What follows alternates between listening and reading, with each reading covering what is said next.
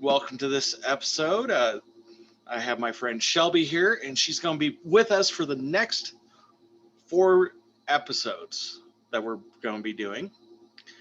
I just want to point out this particular one we could have actually done last month in February for Black History Month, but we chose to start it off for March here as it is Women's History Month.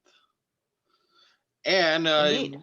we didn't originally plan to do it when I first approached you to do the pod.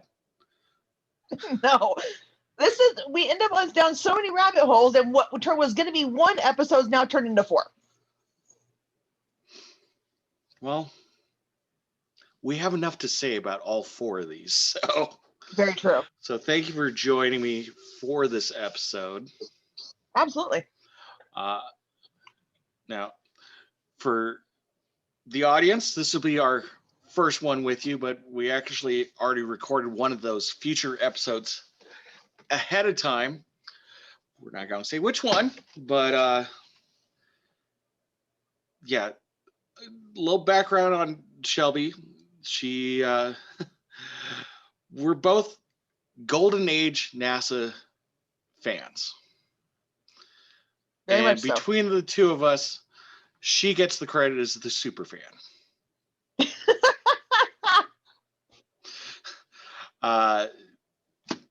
Before we watch our trailer, you want to tell them about what special thing you did last year? Or technically 2 years ago? Unfortunately, it's been that long. Every year down in Tucson, Arizona, right around the time of the anniversary of the Apollo 11 landing on the moon, there is an event that takes place down in Arizona called Space Fest. And it originally started out as being a space art show. However, it's kind of turned into a space art show with a little bit of a STEM hall where they can do, like, people can do experiments and stuff like that, STEM related, but also they typically bring in tons and tons of people related to the space program. And so the year I got to go, I actually got to spend an entire day sitting with William Moon, who was the first minority flight controller in NASA. And he worked everything from Gemini all the way up to Skylab and Shuttle. I also got to meet Michael Collins from Apollo 11. I got to meet Al Worden from Apollo 15, Dave Scott from Apollo 15, as well as Dee O'Hara, the astronaut nurse from the Mercury and Gemini years. Got to meet some of the Mercury 13. So it was an amazing event. It's 3 days long, and absolutely worth every penny, and I will go back and do it again. And hopefully drag you along with me. That would be awesome at this point.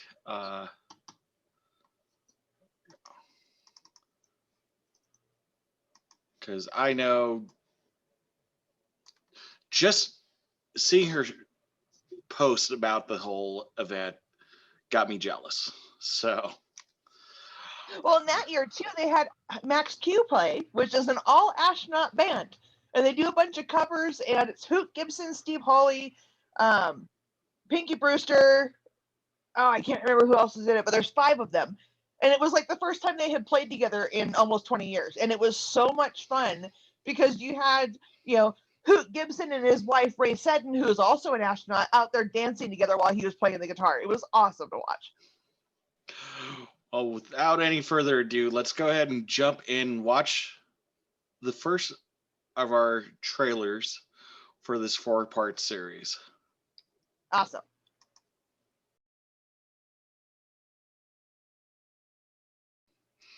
All right. So I know you're jumping at the bit to talk about the opening scene. So before I spoil anything about it, I'll let you go first. I just love the way they portrayed that. I mean, first off, that she was underneath the car getting the starter to function. I mean, chances are she probably hit it with a hammer. But the fact that they showed that, the one thing I love about the opening scene is just, if you think about it, we've got little girls that are probably watching this movie, and they're seeing, oh, she can work on cars. Oh, they can, these women can do anything, which I think is wonderful. But I do also think that just the way it was written was hilariously funny. And the second part of that opening scene with the Is cop that car. it never actually happened. So, for the most part, all 4 movies that we're going to be talking about happened in some form. From what I've been able to dig up, the consensus is this movie is about 75% accurate. So, with that being said, this carpooling scene never happened. These 3 women are real, Mm-hmm. but they're not the friends that they're portrayed as in this movie. Yeah. Also, part of what starts off the movie, I think the way they started this movie is great because it establishes, the standard who, what, where, why. Yes. But it's completely made up because, as I said, the 3 of them weren't close friends like they're portrayed in this movie. They knew each other, but they weren't as close as that. Yeah. So I think you're absolutely right that it's a great role model type scene. It sets the tone that, okay, we're still in the Jim Crow era. Absolutely. The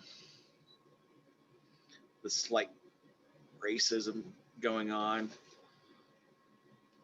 But like you said, these women could do just about everything. And Mm-hmm. I love the trailer because it hits all the great moments, especially a couple that you wanted to bring up, like this opening. Yeah. And when Kevin Costner's character, and I have to say character because he's a composite Yeah. of about 3 different individuals. Mm-hmm. So, and also that scene never happened. Yeah. Of him batting down the colored bathroom or white bathroom, I forget which one it was, the sign. So, because from what I've been able to discover, it was actually Johnson's character who never had that issue. I believe it was either Dorothy Vaughn's character. Let me see if I have it in my notes here. Yeah, something similar to that, but it wasn't quite the. I had to run half a mile away just to use the bathroom. Yeah. But I think I found it. It says the issue with the bathrooms was not something Katherine Johnson personally experienced. It actually happened to Mary Jackson. There we go. And it was as a result of her ranting about that incident is actually got her moved to the wind tunnel team. That makes sense. Johnson was initially unaware that the East Side bathrooms were even segregated and had used the whites only bathrooms for years before anyone complained. Yep. When she was dropped. So, as so many times in Hollywood, you got to take some creative licensing. Yeah, I mean, it builds on it does build on the racial disparity that was prevalent in that day and age. Yes. And kind of like that article just said, Johnson never really felt it because her department, if you will, had already kind of integrated. Yeah. Even though Virginia still had the Jim Crow laws in effect, by 40, I think I heard 48. No, I'm sorry, I'm getting another fact wrong, mixed in. But by the time of this, they were already integrated. Yeah. So, but it was actually where I got 48 is actually Octavia Spencer's character of Dorothy Vaughan. Mm-hmm. That was when she was made a supervisor. Oh my Initially. gosh. So that's when she was the head of the Negro Computer Corps, Mm-hmm. as they were calling it back then, or the East Side campus. Yeah. East Computing Group or whatever. Yeah. So that part was true. Now, one thing I do want to show you, and I'm hoping I can pull it up a little later. There is one scene in this movie that was kind of made to correlate to the next movie we're going to be talking about in a couple weeks. Okay. And do you know what scene I'm talking about? Is it the one where the women are walking to the IBM room? It is. So let me show this to the audience here.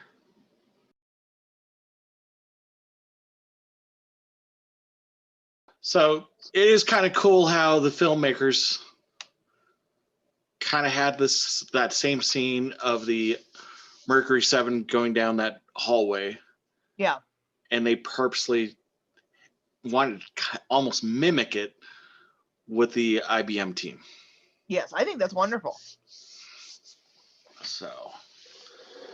And the biggest thing is that if you look at the movie, they're looking at a very, very short window into, because of course the movie is based off the book. And the book actually covers about 40 years. Whereas this movie can only cover just a tiny, tiny snippet of that.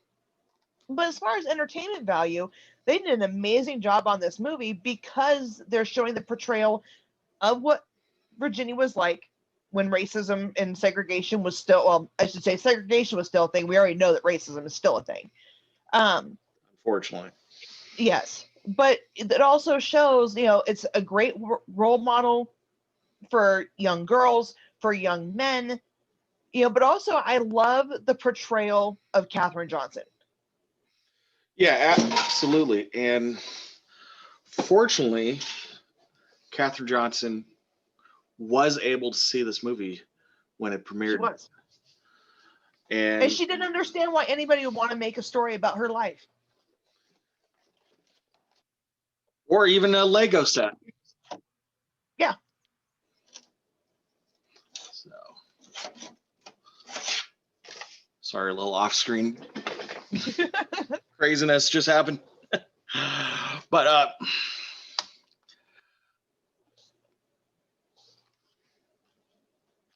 from an entertainment point of view, it's just a good movie. It really is. And I do like how they ended up combining actual people into one fictional character. Yeah. Just the to help. Amalgamation is fantastic. And by that, what I mean is the Kevin Costner and the Jim Parsons characters are composites. Yes. So it helped make the whole story flow. In fact, this movie adaptation is based off of a 50-page screenplay. And honestly, it's probably one of the fastest turnarounds I've ever heard about. The movie was greenlit over a weekend. As I said, it was only a 50-page screenplay, and it was in production 5 weeks later.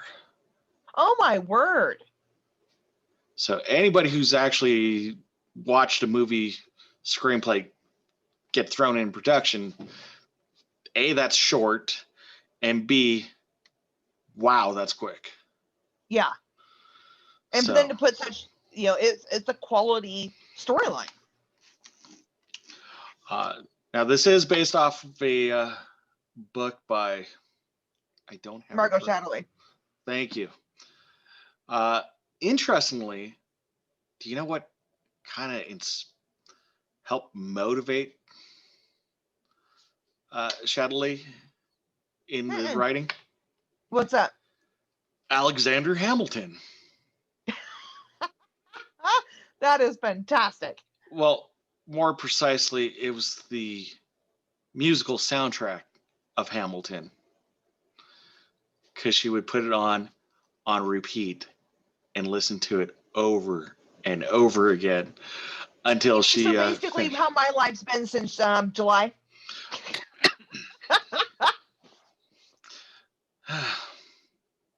Well, I'm very thankful she did not throw away her shot on this one. See, I was about to make that joke, and I was like, "Do I throw in miss my shot or not?" So yeah, I just thought that was kind of cool that before she began writing Hidden Figures, she was inspired by the incredible sweeping characters and long history in the musical and the book that Hamilton's based on. So, a little shout out to Hamilton on this. Yeah, Lin-Manuel Miranda is a lyrical genius as far as I'm concerned.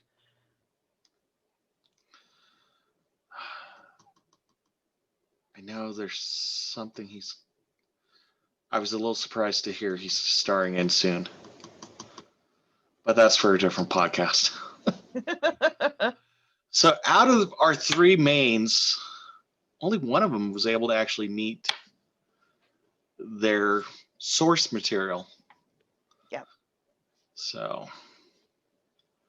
Yeah, it's because Katherine Johnson was the only one still alive at the time that they were getting ready to make this movie. And she was, I believe, 98 at the time? 95, I think. She was 101 when she passed away just earlier this year. Last year. Yeah. At this point, 2020 is such a blur, I think I've just blocked a whole lot of it out. I don't blame you. I think there's a lot of us kind of feeling that way about that year. Yeah. So.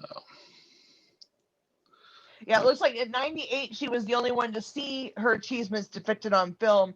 And that was right before, in November 2015, President Barack Obama gave her the Presidential Medal of Freedom. Yes. And in attendance there are our main stars from this movie. Oh, really? I didn't know that. Yes. I've just seen the photos. I haven't seen any video of it. I've seen photos of them all being there at the same time, meeting President Obama. So that's wonderful. All right, so it looks like I covered all my notes from the first one, but I do want to point out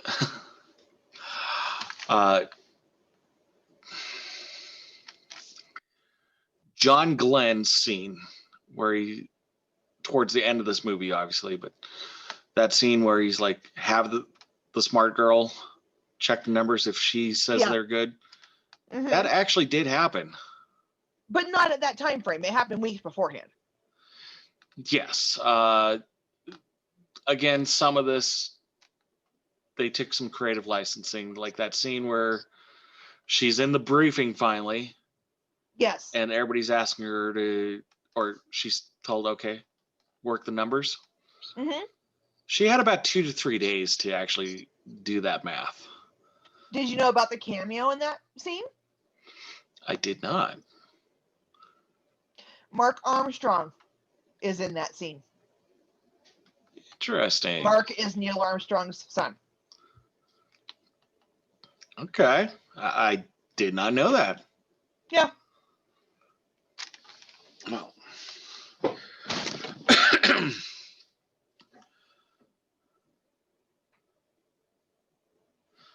I'm just trying to figure out how I want to summarize this.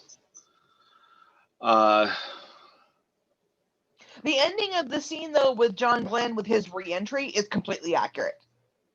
As far as they thought that his the landing bag had deployed. Yes. And that he didn't have a heat shield.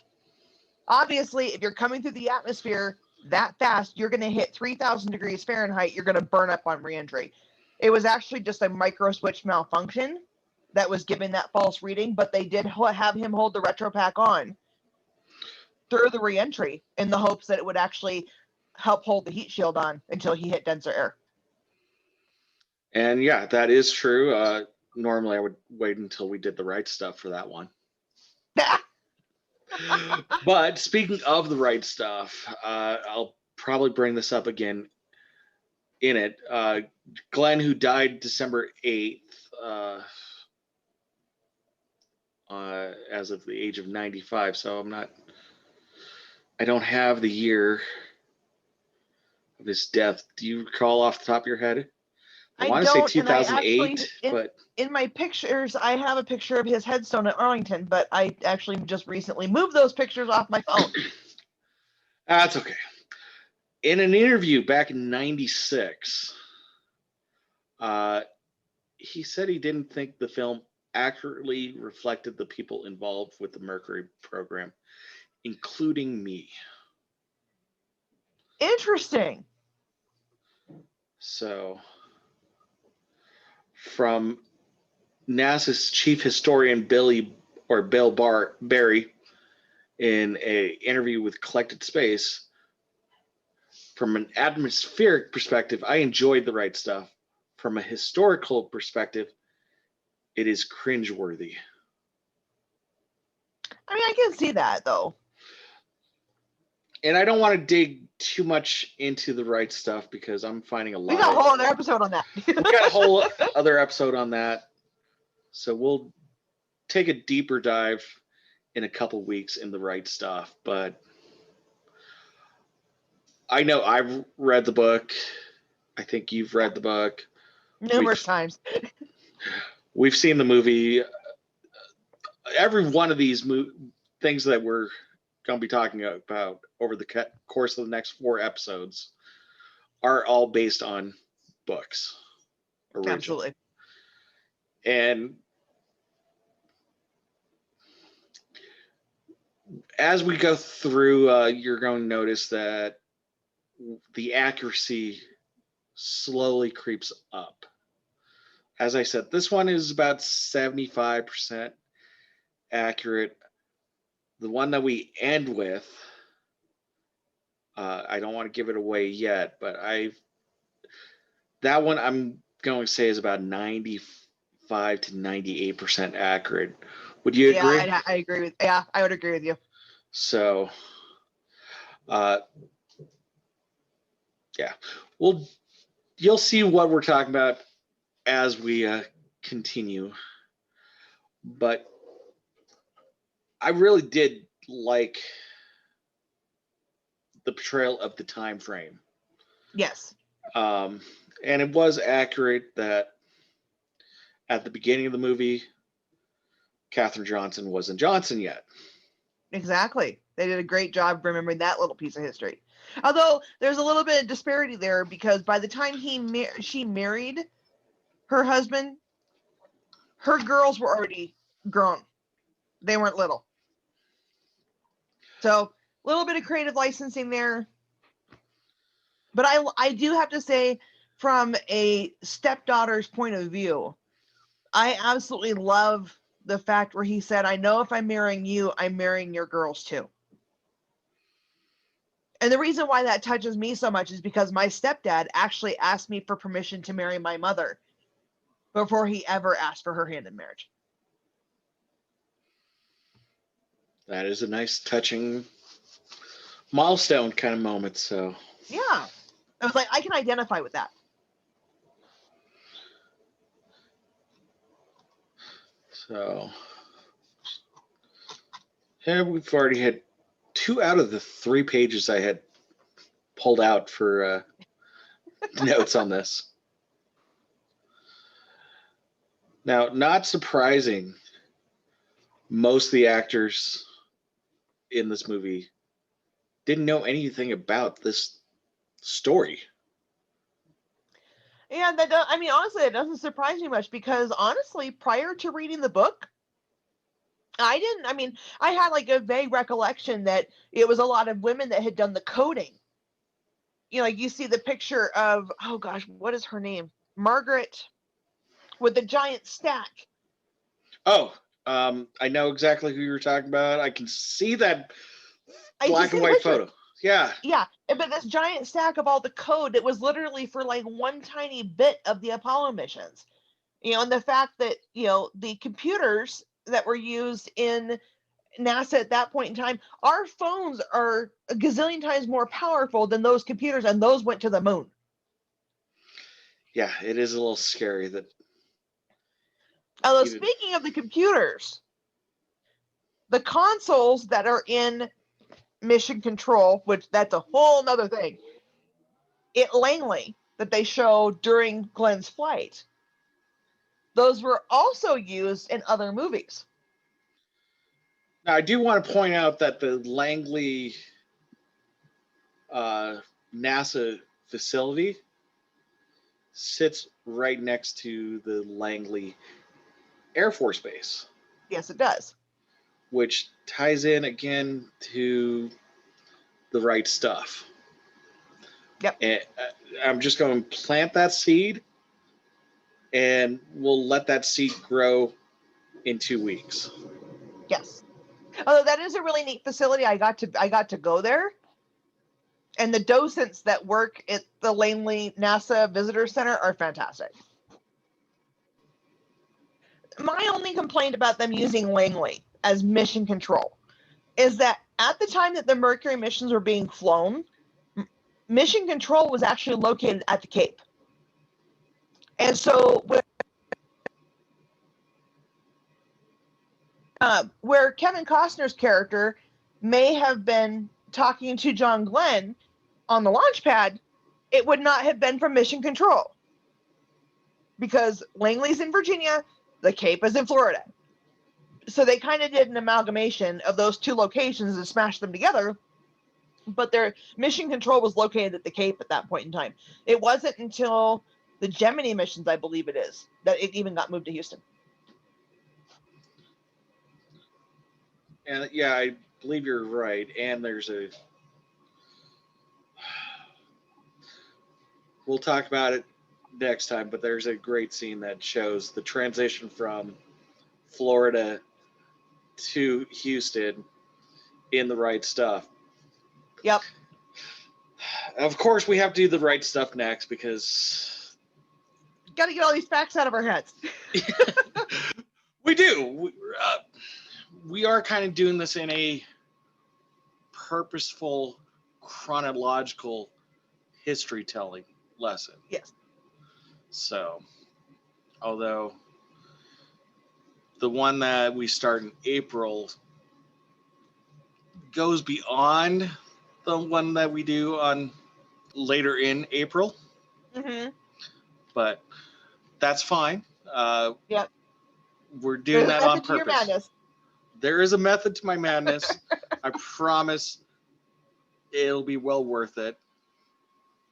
Now, I do want to point out that they did try painstakingly hard to get the interior of NASA and everything else about this movie to really mimic the early 60s. Mm-hmm. And it's not just the automobile scenes or the costumes, but just all the interiors, all the little coffee percolators, and yep, and the chock full of nut coffee. Yeah, they did an amazing job of really making you feel like you're back in the early 60s. The other thing I love that they did with the interior, with the set design, was that if you notice the scenes that are happening at NASA, especially in the rooms where all the think tanks are happening, they're very cold feeling. They're very gray. But you get into the women's homes or you get into their boss's office and it's colorful. So you get this, they do it without making it blatantly obvious that they're almost giving you a feel of how it felt to be in those spaces. Yeah. Now, I do want to point out something of interest with one of our main characters. And that is Mary Jackson. Yeah. She really did go to court to get permission to get to do these night courses to officially become an engineer. Yes. Do you know what she did after she became an engineer? That I don't know. I haven't done a whole lot of reading about her. She couldn't quite break the glass ceiling completely as an engineer in NASA. Yes, she was one of the first woman engineers. Yeah. Obviously, she's black, so that goes without saying. But she Yeah. could never get a supervisory role in the engineering department. Oh, that's so sad. So her life after NASA is she started working as an advocate to help the next generation. So That's awesome. And I love the scene of her in the courtroom because, she talks about, you've been the first to do this. She had done her research about that judge before she ever walked in that door. yeah, to me, that courtroom scene really reflects the way I was feeling with the January 15th movie that I did on the pod here. And that was A Few Good Men. And that final courtroom scene, just the way all the dialogue was done, it was very powerful, very moving. So completely different stories, obviously. Yeah. But for a courtroom scene, it was really powerful. Well, and also, too, I like the fact that it kind of shows if you take the time to do your research, you can make a compelling argument even though you're starting from way behind the front of the line. Oh, yeah. I mean, she walked in there at a gigantic disadvantage. I mean, first off, she wasn't even supposed to be in the courtroom, let alone the fact that she asked, "Can I approach the bench?" And then she proved that she has a brain and she did all this research about the judge before she ever walked in there. And I think that's probably more so than the argument she made saying, "I want to be the first female engineer at NASA." It was more the fact that she took the time to do her research ahead of time. Is probably what made that judge sit back and go, this is a good idea. Yeah. Because she's not stupid. And again, it was Virginia, so Absolutely. the laws were really against her at the time. Oh, yeah. So. And I believe, if I remember correctly,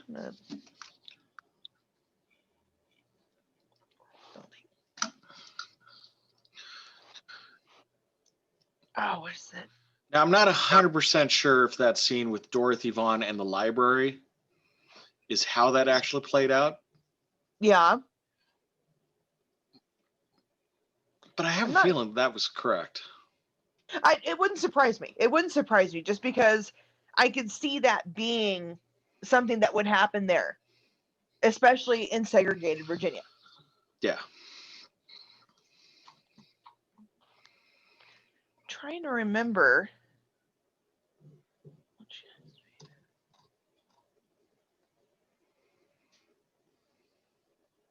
I'm trying to remember because in the scene where where Mary Jackson is walking out of the courthouse, if you look in the background, there is a building that says Woolworths on it. Okay. Which, if you know your history, that's where the sit-ins started. That kicked off the whole civil rights era. It happened at a Woolworths lunch counter.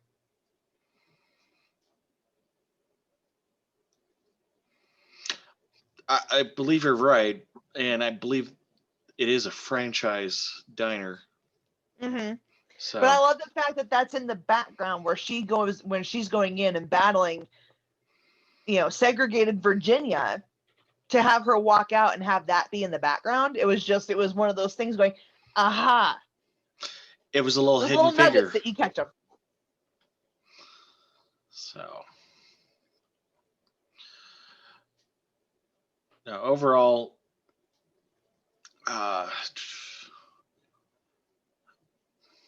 me see if I can find this fact again.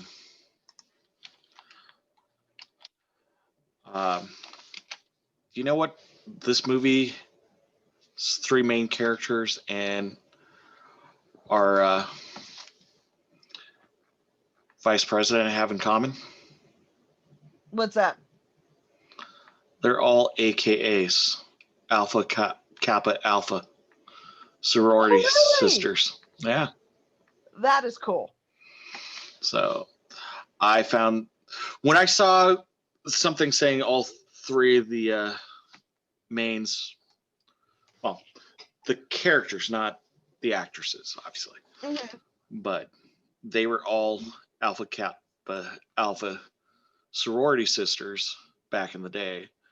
And when I saw that, I was like, is that the same sorority that Kamala Harris was in? And boom. Well, I love that you brought up the fact that, you know, Mary Jackson couldn't quite bust that glass ceiling. Because it took until this year for that glass ceiling to get busted. Yeah, two folds. Yeah. It is kind of funny that you brought up the whole fact that the Apollo computers, they're, you know, my mother's dumb phone is smarter than the Apollo computers. Yeah, your average pocket calculator is actually smarter than those original Apollo computers. So think about what we had during Mercury. Oh, yeah.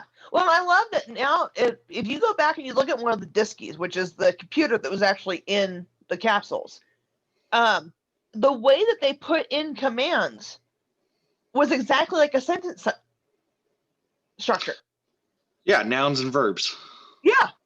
So you have the item and the action,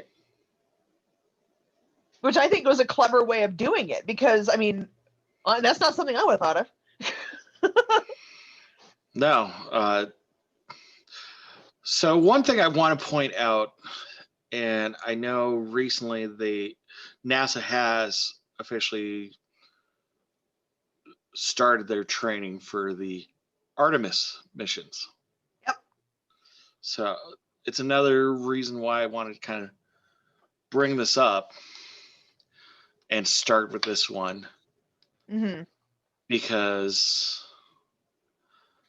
for you and I, we never got to see the moon missions. No.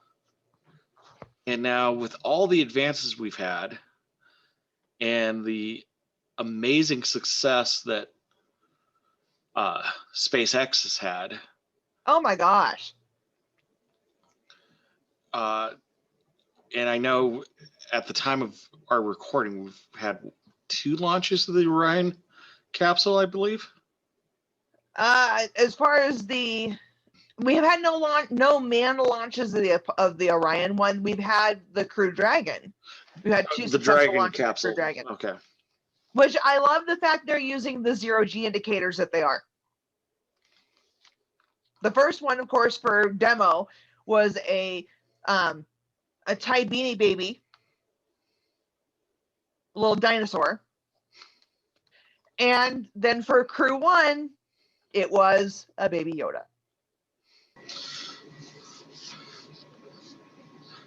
So overall, I think it's a great, compelling story. And after this movie came out, multiple organizations and charities came together, and I believe it was the AMC studio or film houses that actually hosted events where they would have free showings of Hidden Figures in, I know Atlanta for one, but I believe Detroit was one.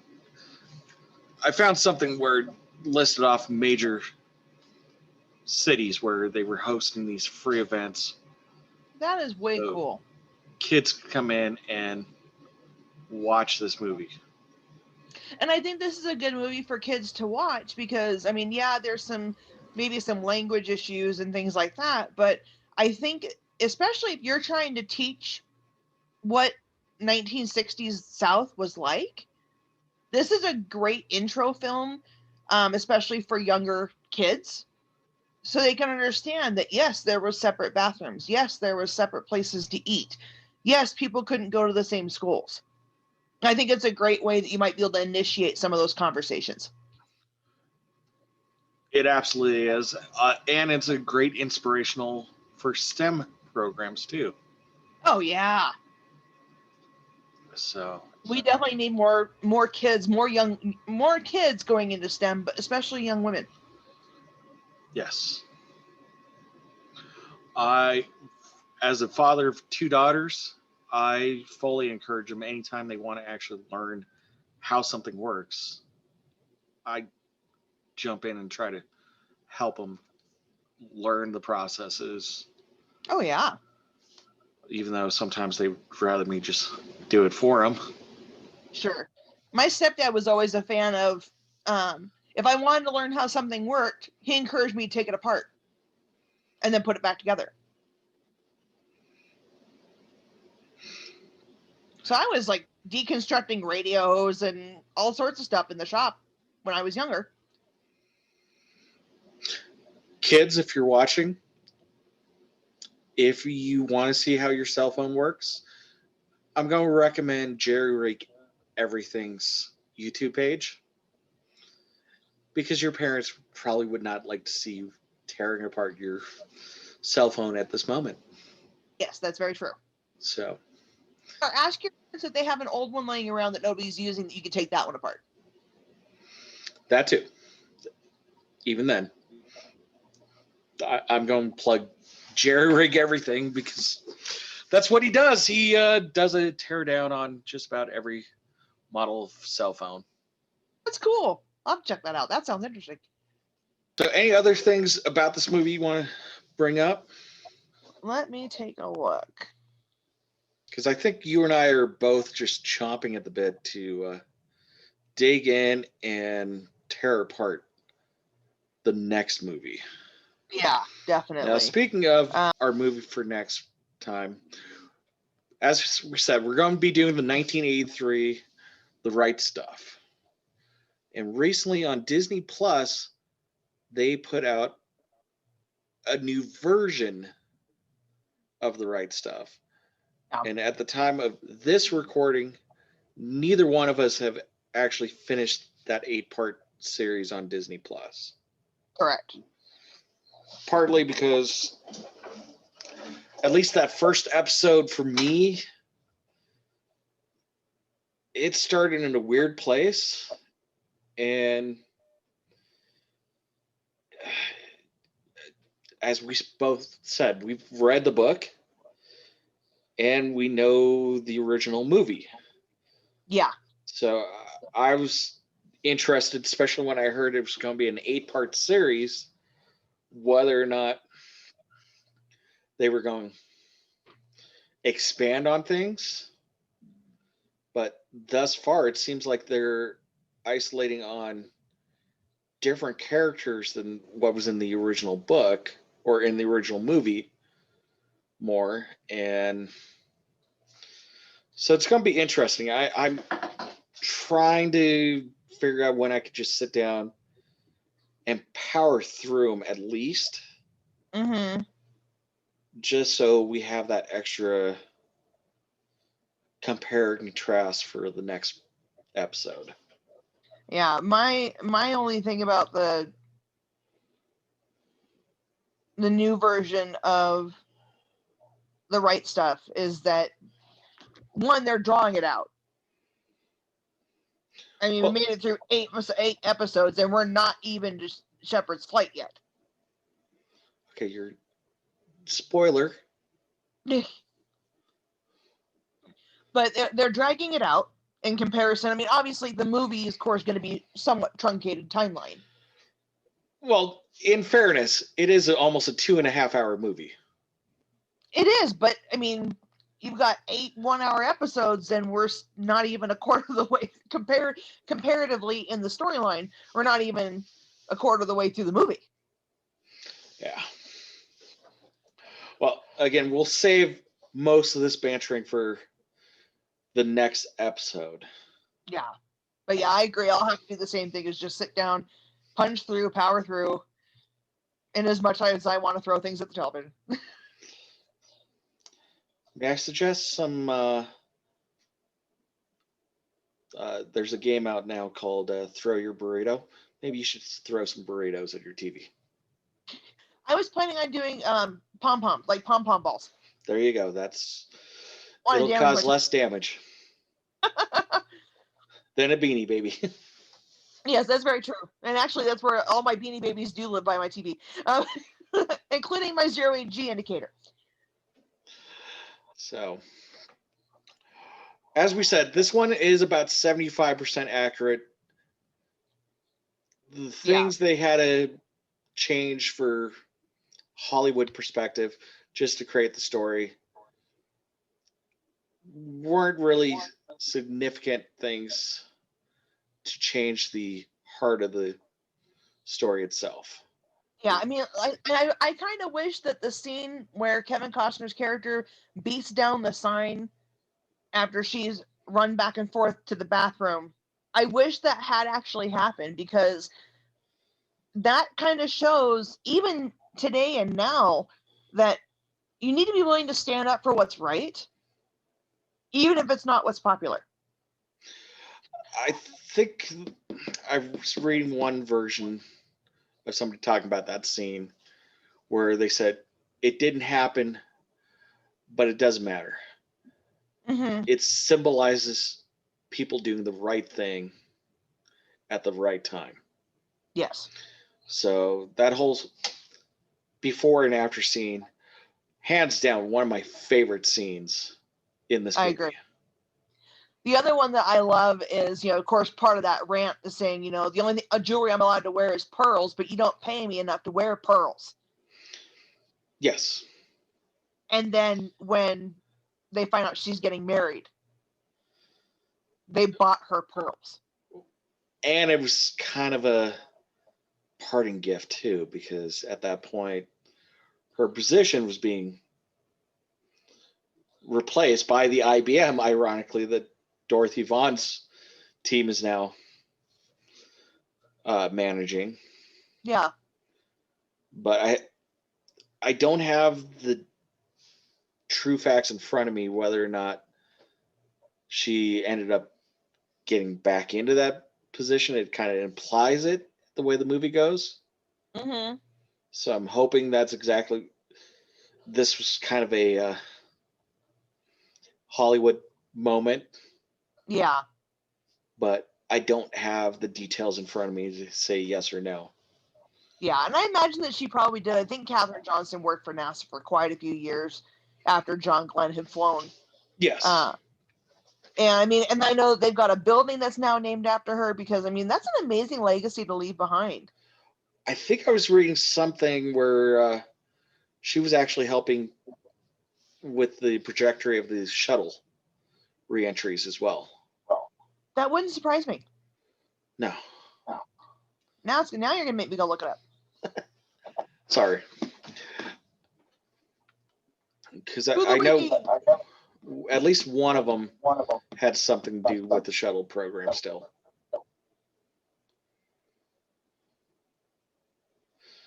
And just because I'm on a little did you know fact, I know you know this fact, but what was the name of the very first shuttle, and how did it get its name? Okay, the very first shuttle, as far as the one that actually went into space, or the one during the approach landing tests? The approach landing test, because that one never actually made it into space. Hmm. So And I know that you one, know the what? Enterprise. That is correct. And how did it get its name? Really? You're gonna make me? That's not obvious.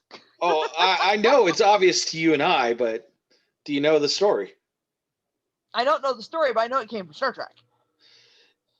Well, it came from Star Trek fans. Okay. because obviously the original Star Trek TV series Mm-hmm. uh, grew in popularity once it became syndicated. Right. You know, many people may not realize that the original Star Trek show, it only did good enough. It wasn't a blockbuster from day one. It actually found rejuvenation once it actually hit syndication. Mm-hmm. And when NASA was announcing that they were starting the shuttle program, I believe they had a contest or something, or opened it up to the public to suggest names. Okay. And NASA immediately got flooded with letters from Trekkies suggesting Enterprise. Okay. And as a result, obviously, the first shuttle, Enterprise, which, as we said, never actually flew in space, is basically No. known as the test bed shuttle. So anytime NASA wants to test what a new component would look like, act like in the shuttle, they always use Enterprise as the test bed before it got implemented into the other shuttles in the fleet. And talking about Katherine Johnson post Mercury, she actually helped calculate trajectory for Apollo 11. She also worked on the backup procedures to help set up a safe return for Apollo 13. Nice. And she said, and apparently in a 2010 interview, Johnson said, everyone was concerned about them getting there. We were concerned about them getting back. Later in her career, Johnson worked on the Space Shuttle program, the Earth Resources Satellite, and on plans for a mission to Mars. And, you know, Artemis is kind of the precursor to finally having a springboard launch platform for the potential Mars missions. Yeah. Now, I've heard a couple different variations of how we plan to do the Mars missions. Mm-hmm. I don't know how true this one is, and maybe you can tell me if you heard this one. They're making a reusable lunar lander that launches from almost a lunar station. Gateway. Yeah. Yeah, they are talking about doing Gateway, which basically would be essentially almost like an ISS that's orbiting the moon.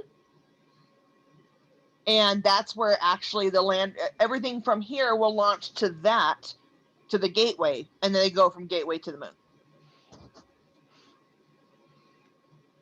Yeah. I'm still trying to picture this reusable LEM essentially. Yeah.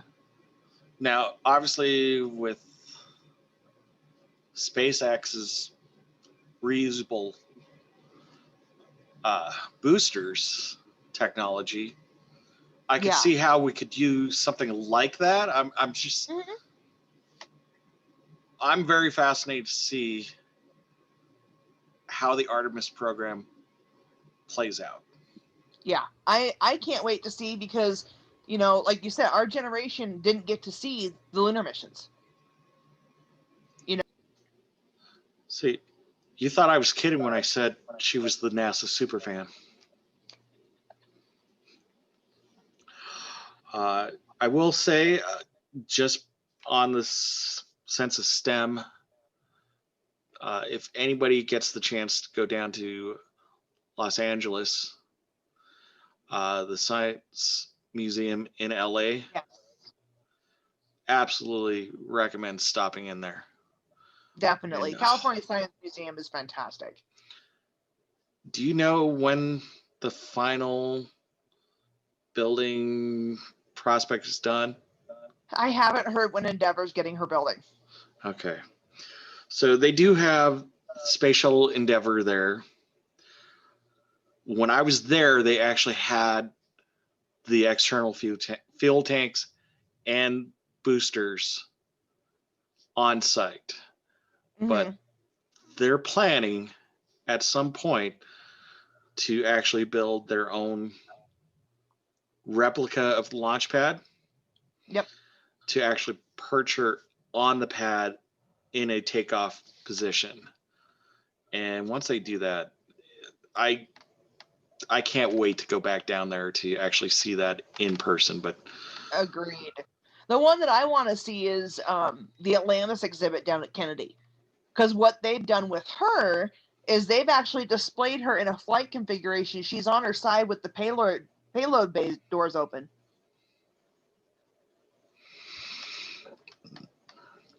And I actually have a very good friend of mine who's actually one of the docents down at Kennedy Space Center.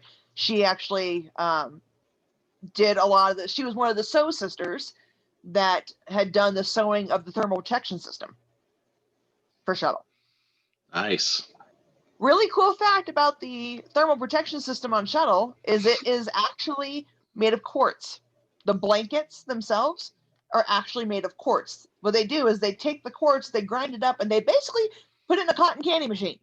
And they spin it out into this fluffy stuff, and that's what goes in the middle of the blankets, which are the fabric is quartz, the thread is quartz, and of course the inside of the quilting, basically, the batting, is quartz. So, if you thought we were just talking about Hidden Figures, I'm sorry.